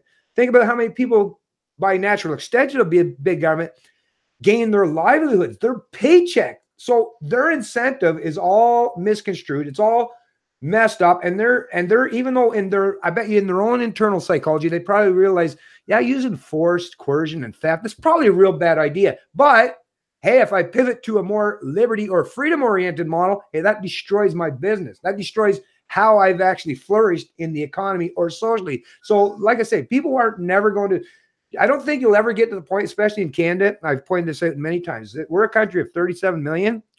Between federal, provincial, and local, we now have 4.1 million Canadians out of 37 million. Now, you got to take out the people that are, below like 16 years of age and the ones that are too old to be in the workforce. So out of that 37 million, I don't know, I think you're looking at 29 million or so that would be in the working age range category. So out of that 29 million, a full 4.1 million of them work for the government directly in some capacity. So those 4.1 million, at the very least, there's at least 4.1 million Canadians that aren't going to want to shoot themselves in the proverbial foot to shrink the size or scope of big government, even though they probably recognize in their own lives that it's a bad thing to have big government. But like I said, incentives have been destroyed. And Matt and people like myself, all we're saying is we just got to kind of get the incentive structure back. Just like when I raised my children, I could have been these helicopter parents and was hovering over my kids all the time. I didn't want to do that, though, because I wanted to raise resilient, strong, independent individuals. There's lots of ways that we can, change or pivot how we want to affect society or cultures or even our offspring going forward. But at least allowing for competition, at least allowing for people to do things in different ways, it will at least show, just like if you were to go out there tomorrow and look for something that you want to use, a consumable good. The only way you're going to make an informed decision is by having some competition afforded and presented to you and allowing you to go in, is the customer service conducive with what you expect? Is the price point, conducive with what you would expect? There's lots of variables that will go into affecting and determining your decisions. Unfortunately, in the way the systems we function are now, there's only one choice you have, and that's government. Now, they'll give you a few different teams that they'll say, here, you can pick from, I guess in the UK, what's Labour and Conservative and whatever else. In Canada, we have what's called Conservative, Liberal, or New Democratic Party. But they're all still proponents of that same overarching umbrella term, which is government, the gun in the room. They're still proponents of using force and violence. It's just they have different ways of doing it. They have different areas in the social economic sphere that they prioritize in how much force they'll use to impose their ideas, mandates, or edicts on others. Whereas people like Matt and myself are saying, listen, I don't want to use preemptive violence towards anyone. I just want to allow people to have the ability to try their own experiment. And if it works out, if it's conducive for them, let them do so. It's not my judgment. It's not my place. It's not my right to impose my ideas and how they should live on them. As long as they're willing to allow me to do how I want to do things and live my life freely, as long as we function on the same rules where they don't get to use force, violence, the NAP, what me and Matt have already hammered out many times, as long as we're all conducive with doing that. And like I say, it doesn't matter if you're talking in a family structure, a community structure, a governmental structure, or an entire country or the entire globe. That's the best strategy forward for you, is to allow people to try different experiments and do things their own way. Yeah, I agree completely. And I mean, this is the other thing as well, like when I say about like these ideas Nations of Sanity presents as like, possible things that we could do. And I say, they're not written in stone precisely because, there's many people much smarter than me in the world who could probably come up with something much better. So it's like, if we can get government out of the way, I think a lot of human potential can be realized. I mean, just to talk back to harken back to the cannabis subject, not, forgetting the drug side of it and even the medicine side of it, hemp is a resource. The full utilization of cannabis as an industrial resource for fabrics, for paper, for fuel, even that could revolutionize so much from what we do. It's superior to cotton, it's superior to timber for paper, and the government have literally, I mean, I know some places it's grown under restricted licenses and what have you, but generally speaking, the government have not even let people explore one of the most, you know, beneficial plant, you know, even putting aside the quite fantastic medicinal properties that are being uncovered and revealed, you know, day by day. But, you know, like, I mean, like I say, I kind of know a little bit about this because I got involved in a bit of cannabis activism in my younger days and that. But it's incredible the fact that we're chopping down all these trees to create paper when you can produce 4 times the amount of paper from an acre of hemp as you can from an acre of timber, and that hemp's growing in 6 to 9 months to full maturity, whereas obviously the timber's taking 10 to 20 years to grow to the same level to produce the exact same thing. So, I mean, just that as a comparison, just on the paper issue alone, and then, like I say, it's superior to cotton. You can produce silk-like fabrics from hemp as well. I mean, I don't know if you know, but the Henry Ford, the first car he built, was made almost entirely out of vegetable products, and the bodywork was made out of hemp, and it was stronger than steel, but a hell of a lot lighter, which made it a safer vehicle to travel in. But it's not an option. It's not an option in the current world, because even though it's an easy to grow plant and a very cheap resource with great benefits, because of the government restrictions and in many cases outright prohibition that's applied, people are being denied the use to use it. And then I can jump to another example where, like with regards to people helping people, and I know this has happened in many places in America and Canada as well, but over here in England, we had an incident recently where an organisation had been collecting blankets for homeless people in London for the winter period, and that to keep them warm and that. The police went around and confiscated everything that was given to these homeless people, obviously, you know, under government orders or whatever. So, you know, so it's not just that, you know, we can help people without government, but if government got out of the way, not just from the point of view that they're doing a bad job, but from the point of view that they're actively stopping good people from doing things that would be very beneficial to their fellow man. You can't even, you know, I know some places in America, they don't let you feed the homeless or whatever. And like I say, over here in England, we've had similar things with having people, you know, homeless people having their sleeping bags confiscated and, you know, being harassed by police officers. I mean, they, you know, even people that have nothing, their basic property rights of a blanket that they've been given by some, you know, by some people that are obviously wanting to help them, and they're having their own property rights violated for, you know, for no feasible reason, and no one agrees with it either. That's the other thing about government. You know, I don't agree with any kind of system or rule, and I'd oppose democratic rule, you know, as well. But the fact of the matter is, this isn't even democratic rule, because it's not even the will of the people. You know, even though that would be wrong as well. You know, democratic majority doesn't make ruling people any better. You know, 51% can oppress 49% under democracy, so that's still no good. But we don't even have that. We don't even have a government that represents the will of the people. And like I say, you know, we just need to get away from that whole paradigm, really. Yeah, actually, you know what? The more I think of it, I think the biggest part that drives me nuts about how this is all unfolded, especially over the course of my lifetime, and I've done my due diligence and work to try to understand historical precedent.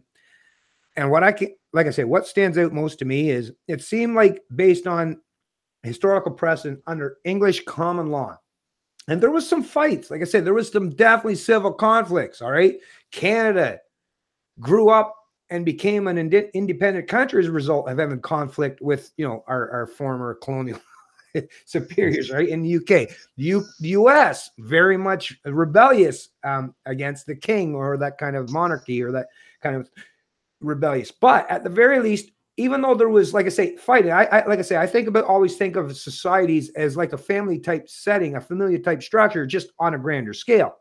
And it's like I say, it's okay to have your fight, and it's okay to be independent. It's okay to go, you know, build your own house, live in your own place, do your own thing, set up your own way you're going to raise your kids, right? Which, like I say, Canada, US, UK. It's okay to have that kind of independence.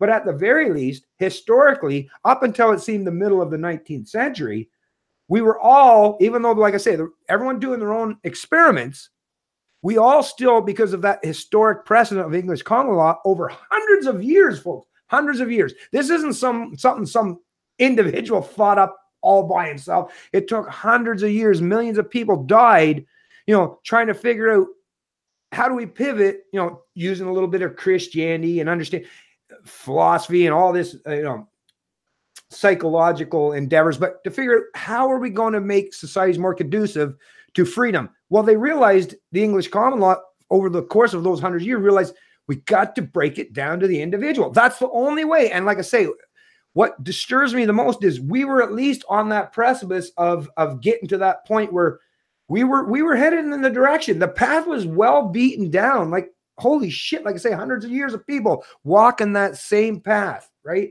We were headed in the direction of understanding how important it was to respect the individual and all the things that, like I say, built up over those 800 years, you know, from Magna Carta, 800 actually years from Magna Carta all the way today, and understand what it is to be a free human being, to be a free individual. But it seems within the last 6 or 7 decades, you know, especially after subsequent to the world wars, where we did fight a lot of collectivist driven countries, that was their top down thing. It wasn't like the English were that one bastion in the US that was predominantly, although there was some great thinkers in Germany or the Austrian Hungarian Empire in the day, right, that were thinking about these things too. But it seems now that we're regressing, which kills me, because the people that are taking us to this new place that we're going down are the people that were in the halls of academia, in the media, and in government. These are the people that come from the history was all about understanding how important it was to acknowledge and respect the individual. But for some fucking reason, like I say, for the last 6 or 7 decades, we've somehow pivoted back to collectivism. And I think what it comes down to is there's a lot of opportunism that results and resides in collective endeavors.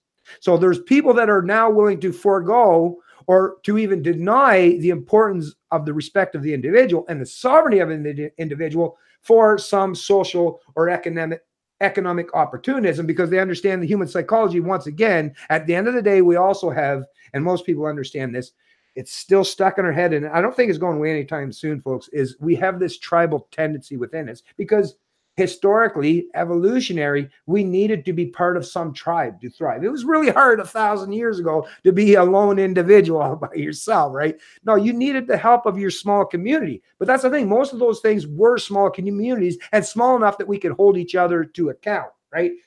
The problem is today, these actors that are out there promoting collectivism, they're trying to create the same sense of familiarity or the big family, right? Because that's ultimately the proponents of collectivism usually espouse that, hey, we're all one big family.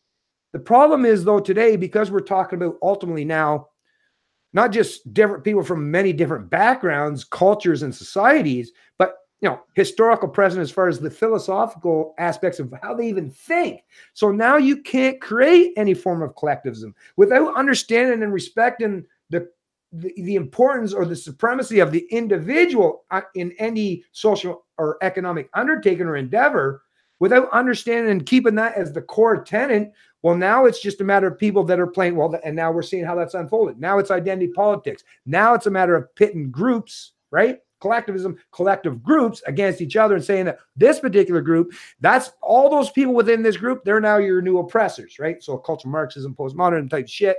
And now there's no objective truth, right? No standards. That's the thing. We were working so hard, or not we, I wasn't. I'm not going to take credit for people that did what I didn't do. But there were people in the past that did a whole lot of work, put a whole lot of effort to put us on that proper path to understand the importance and respect of the individual. But now collectivism seems to be rearing its ugly head, because it seems opportunistic at this point for those people that have now been proponents of government.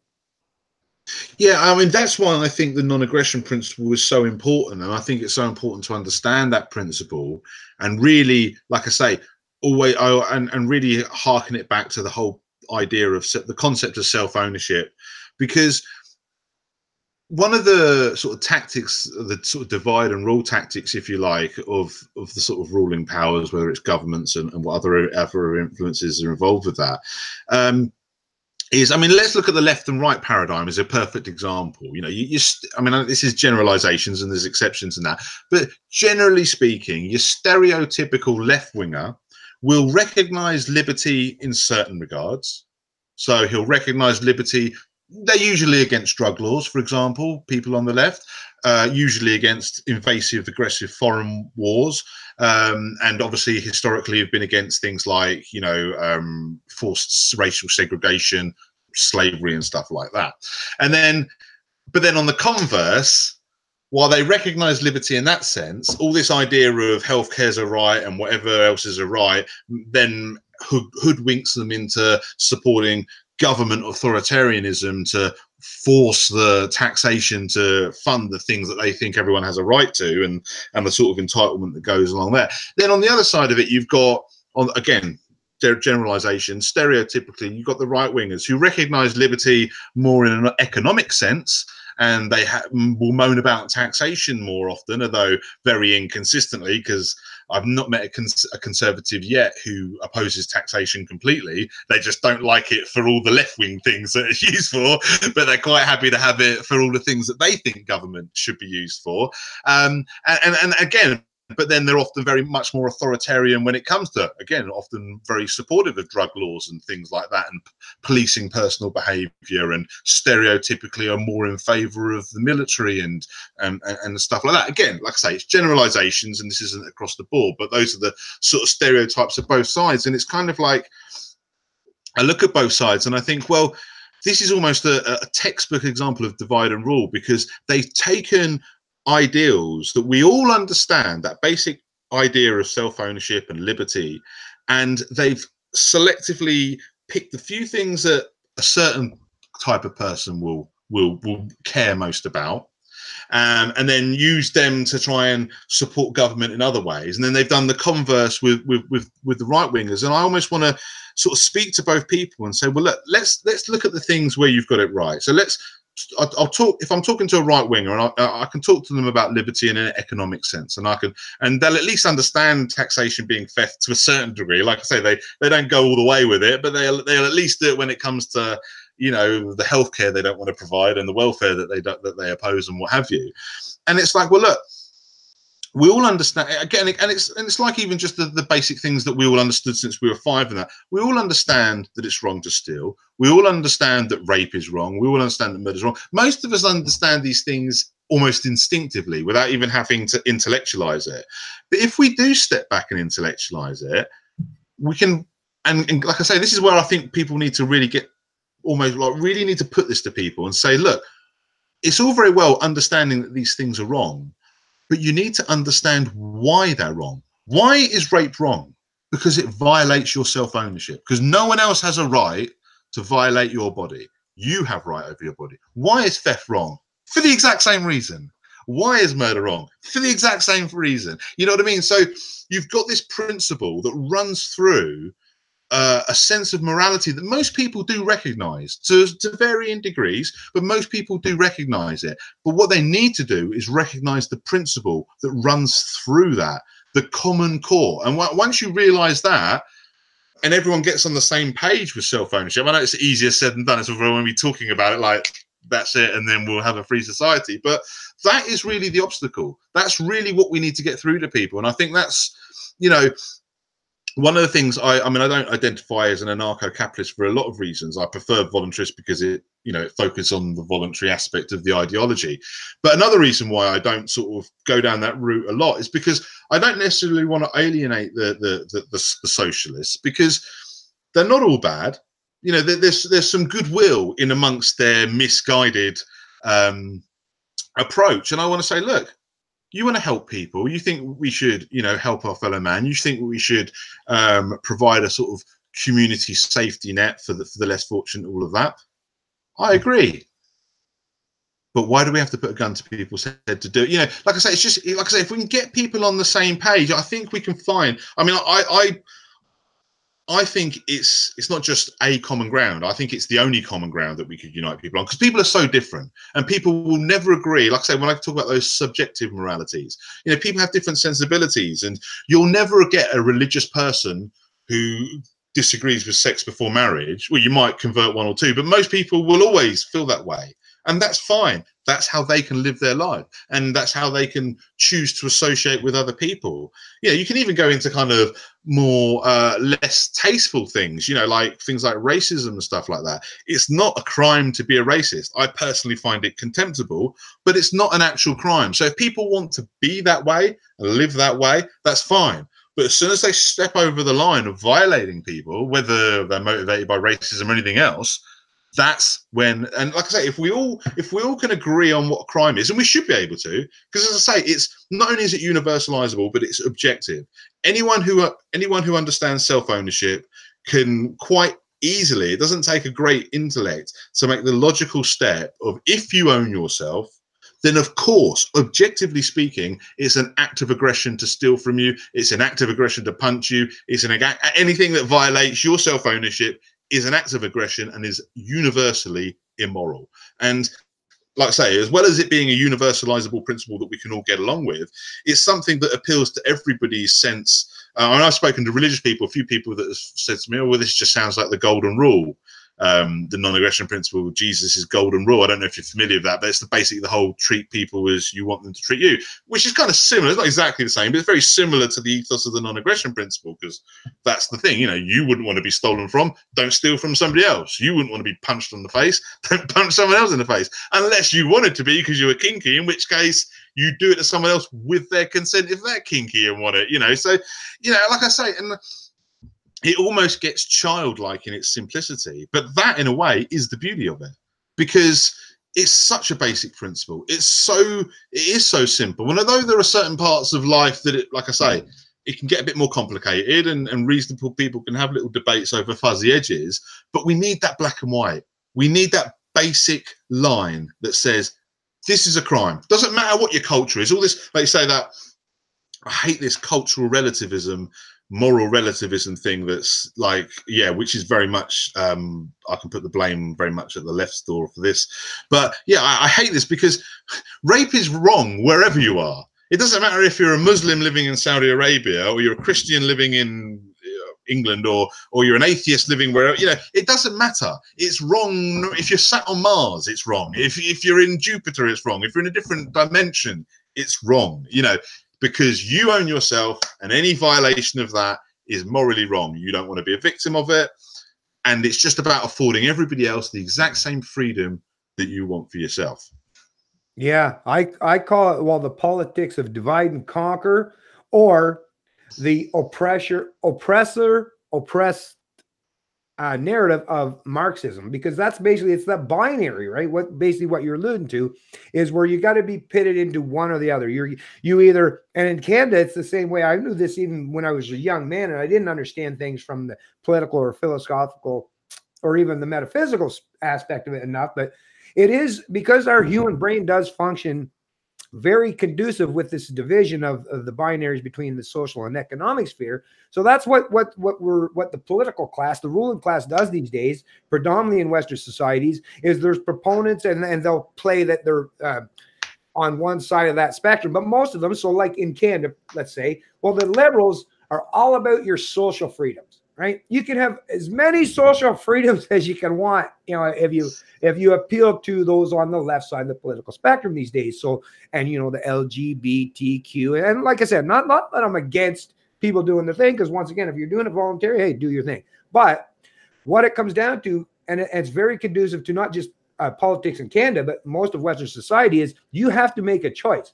Do you want social freedoms, or do you want economic freedoms? The conservatives are supposed to be, historically, they were supposed to be predominantly the ones that were all about your economic freedoms. So once again, the political class, they understand the psychology of the human brain, because our human brain is actually two different hemispheres, right? You got the right and the left, and there are aspects of our human brain that functions very much conducive with this divisive politics, right? So the binary of economics or social policies. So they play that to their advantage. So they'll get you, hey, if you care about, you know, the gays, or you know, being able to marry freely, or you know, I don't know, there's lots of social policies, I guess. I don't know, I'm having a bit of a brain fire here, but anyways, the people on the social side of things, they're like, if you care about the social freedoms, you have to vote over here.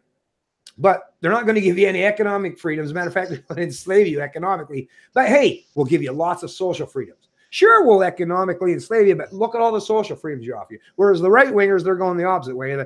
Well, historically, although today the lines are being so crossed now that I don't even know who is the liberals the right now or the conservatives the left. What the hell? Because neither of them are actually standing. But this is the problem when you stand on the premise of division rather than principles. Is now it's the Overton window has been moved so far, nobody knows where they stand politically anymore, which is why I don't care much for politics. I care about philosophical endeavors and understand what's truth, what's objective, what's reasonable, what's universally consistent. But that's basically what they've painted us all in the corner nowadays is, do you want your economic freedoms? Okay, well, if you want your economic freedoms, well, we're going to, socially enslave you in some regards. Or so it's like pick it. Do you want social freedoms or you want as a libertarian, as someone that just cares about freedoms, intrinsically, that's what I'm all about. It's just freedoms, like your personal individual freedom. That's what matters most to me. And it's not just that I care about you. I'll tell you, I come first, way more than I care about you. But I also understand as a libertarian, even people like Ayn Rand and objectivists understood is, even though it seems what I'm saying is mostly selfish and concerned about myself, if you listen to what I'm saying properly, you understand that I need you to be free in order for me to be free. Because a free you is not seeking to socially or economically enslave me. So I want you, matter of fact, my personal social and economic freedoms require that you have them as well. Because then I'm not always going to have to look over my shoulders for you to be constantly trying to economically or socially enslave me. So I want you to be socially free. Like I say, for the socialists and the communists, I don't want government to control you fuckers. I don't want them to have any ability to micromanage any area of your social economic lives. I want you to be able to be as free as you can possibly be. That way, hopefully, you're never going to look to plunder my economic prosperity or income in the future. I want you to be successful because that's a benefit for you, but it's also a benefit for me. And it's also it's almost like you want to go up to the conservative or the stereotypical right winger and say, look, we're fighting for freedom. So you're just fighting for some freedoms and some oppressions, and the other side's fighting for some freedoms and some oppressions. Why don't we all just fight for freedom? Because under that paradigm, you get to keep your money, which is what you want, but you've also got to go and let the left wing guy get married to his gay lover and smoke weed.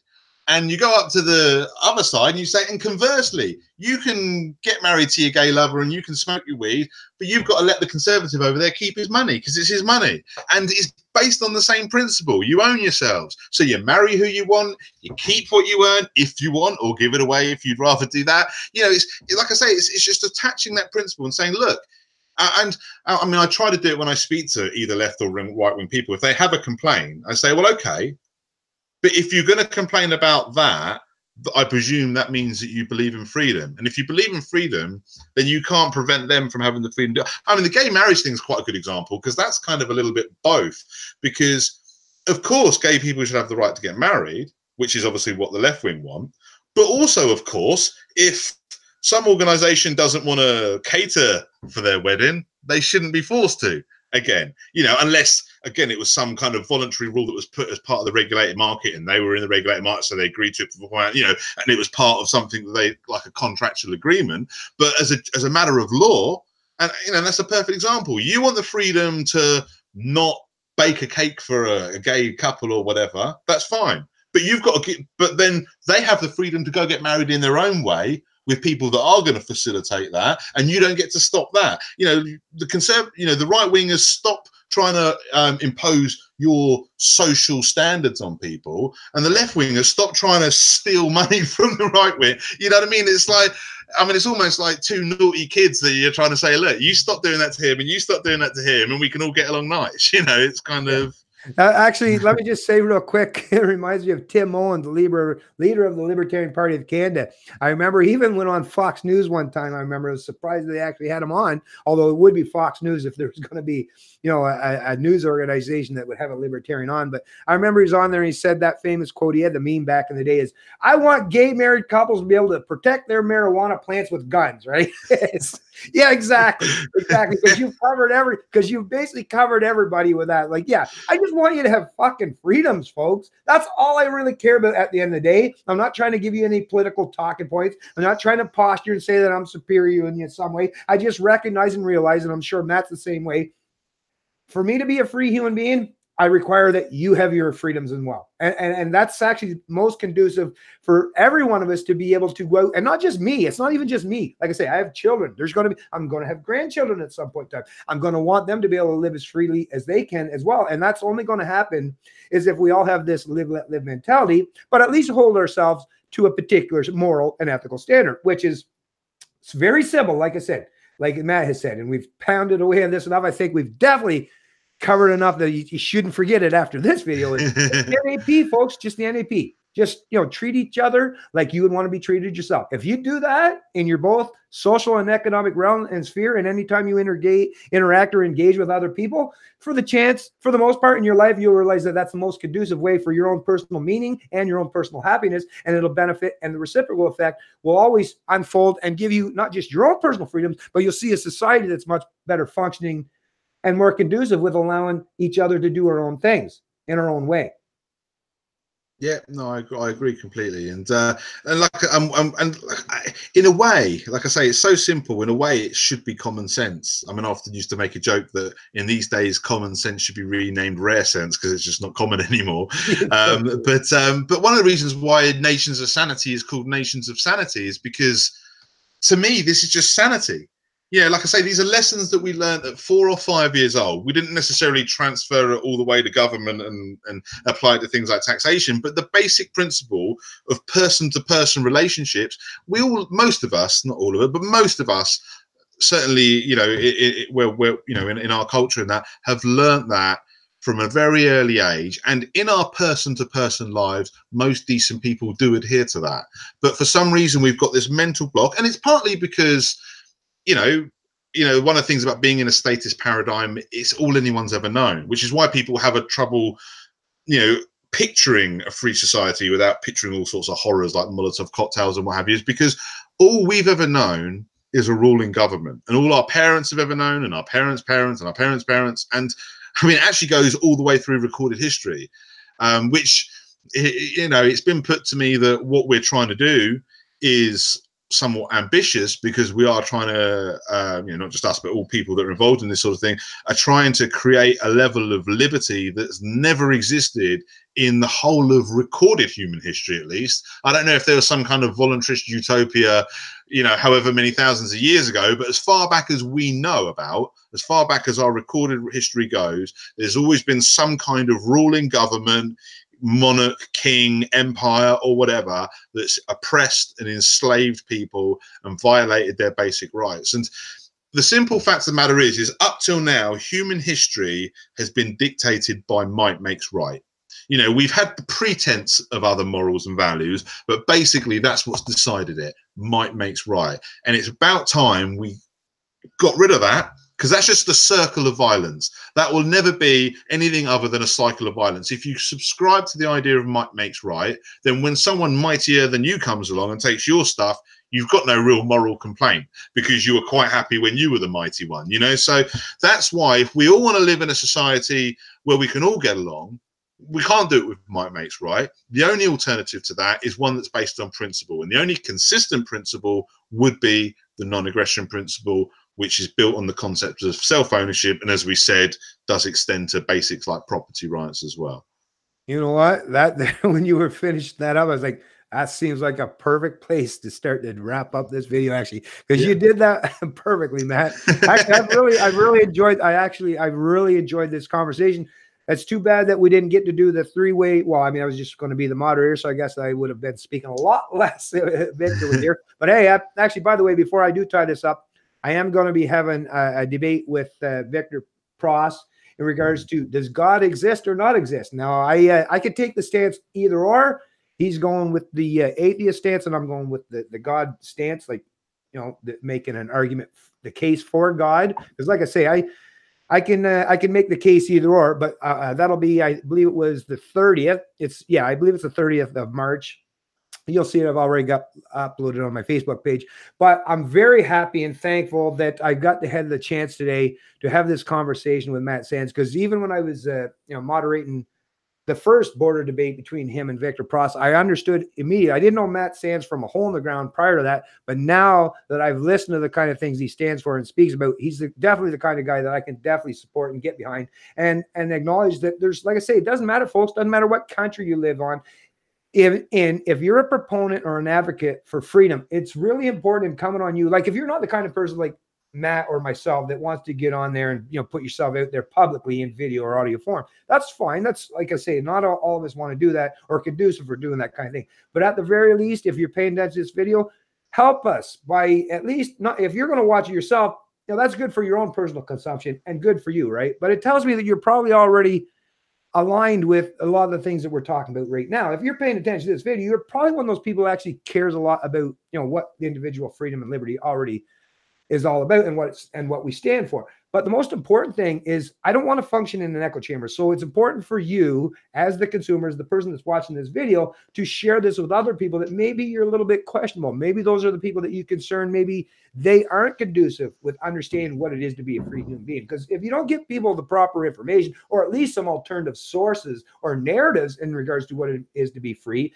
then they're always going to be stuck in their own particular echo chambers, and they're not going to be conducive with understanding what that truly means and what it truly entails. And actually, it might be harming or hindering them in their own personal endeavors, because people are trapped in their own psychology because of the fact that they've been indoctrinated in this kind of top-down authoritarianism, where they're supposed to reject their own sovereignty, their own individual, their own mind, their own way of thinking, for some form of some political master authority that's supposed to be their thought leaders or opinion makers. No, allow people to think critically about these issues. And even if you share it to their pages, or if you talk to them even in your own personal life, they don't even have to get on board and agree with you right now. I know myself, I had a lot of people when I started going through my own intellectual journey or endeavor in understanding what freedom's all about, because I was predominantly indoctrinated with a lot of status bullshit. Man, I had to go through some really psychological, like, they were hard times where it's like, fuck, now I got to reject all the stuff that I thought I knew. Now I got to humble myself to the fact that, shit, I'm not as smart as I thought I was. It's okay though, folks. It's okay. That's what it is to adapt and evolve your intellect and your mind. It's okay to go through those things. Just always keep in mind and keep a nice circle of people around you that's always willing to challenge you. Don't function in an echo chamber, please. At the very least, the best thing you can do is surround yourself with people that are good people, but at least offer different narratives in some way that always keep your mind sharp, right? Just like with your physical muscles, your mind requires that it should be challenged on a continuing, ongoing basis. But at the very least, share these kinds of videos. And even if it's not this particular video, even other people, because I'm not about self-promotion. I'm all about helping to expand and educate people properly, so that, like I say, if society and culture or the world at large starts thinking more conducive with individual liberty and the respect of the individual, I'm going to benefit. Matt's going to benefit. You're going to benefit. Hell, the entire world will benefit. So please help us in this way, because there's a lot of people out there in the media landscape, especially in the established media landscape or the established political landscape, that are doing their best. They got a whole lot more resources at their disposal to counter what we got to say. We've got the right ideas. We just don't have the money or the ability to spread our information quite as readily as they do. But with your help, we can overcome those obstacles. Yeah, and I've really appreciated people's scrutiny, because, you know, Nations of Sanity is a stronger movement for the fact that it's been scrutinized. I mean, that's one of the things that changed it from the single peace agreement to a three-part one, because people challenged it. And I realized, even though they weren't able to challenge the non-aggression principle as a principle, they were able to convince me that in the real world, people are still going to disagree over certain gray areas, and you need to deal with that. And I'm like, oh, okay, yeah, do you know what? In the real world, a one-part agreement's not going to do the job. We need the three parts. We need the basic agreement. We need the limits of tolerance. So this is where we draw the line in the sand. And then we need to just confirm rightful ownership, which, like I say, they do follow on logically from part one, but it made me realize that it's not enough to just agree on part one in the real world as a practical implication. And that came from people's scrutiny. That came from people challenging what I was presenting, and, you know, me taking on board what they were saying and realizing they had a point where they were coming from. And, you know, even though the non-aggression principle as a principle stood firm and unchallenged, the practical implications of it as a law or as a peace terms of peace and a peace agreement, that was a bit of a flaw. So yeah, you know, like you say, challenge yourself, challenge other people, spread it around, and like you say, you're not going to convert everyone instantly, but at least you might plant a seed which down the line might convert them. Nice. Great job. Like I say, Matt, it was very excellent to have this conversation with you. And also, I'll place a link to Nations of Sanity in the link in the description of this video below. So you can definitely go check it out. Because like I say, folks, this is the best thing you do. Learn from other people. You know, it's best practice for you to listen to other people and challenge some of your preconceived notions that you have in your own mind. That's what I've done, and that's what's expanded my own intellect. And I think that's what's best and more conducive for you to expand yours as well. And like I say, it'll help you to propagate your own particular message and lead by example in your own personal life going forward. So thanks a lot, Matt Sands. I really appreciate it. If you ever want to have another conversation going forward in the future, I'm always willing to do so. We'll talk to you again. Have a good one, everyone. We'll see you the next time.